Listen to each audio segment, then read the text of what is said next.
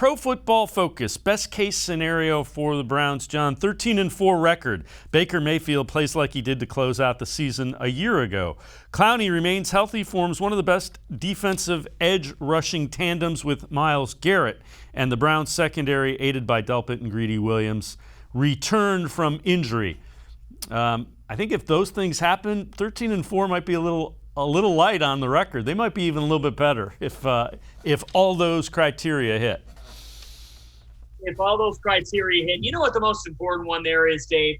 The health of Grant Delpit, of Greedy Williams. Because if those two players are healthy and performing to the level that they are capable of, then the Cleveland Browns defense is going to be in a very sharp spot. And Denzel Ward, for that matter, who has dealt with injuries. For me, the best case scenario does not hinge on this offense. The Cleveland Browns have the best offensive line in football.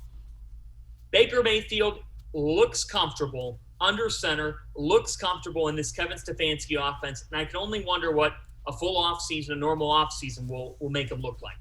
The Browns wide receiver core, stacked. We're going to talk about rookies in a little bit.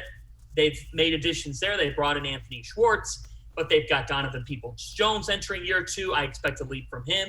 You've got Landry and Beckham, one of the best 1-2 punches when they're at their best, and the Browns are set at tight end, and they have the best running back tandem in the league.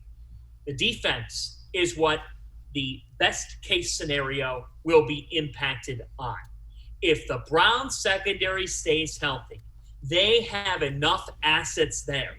They have depth there to be a very good football team.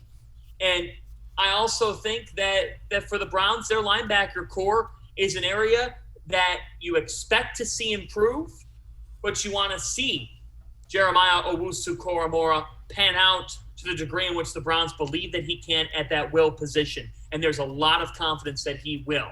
So for this Cleveland Browns team, I think there's no question that Myles Garrett and Jadeveon Clowney, along with Andrew Billings, who's back in the fold, that the Browns are going to be in a position on their defensive line to be a very good defensive front four. The question for the Cleveland Browns is, will their secondary stay healthy?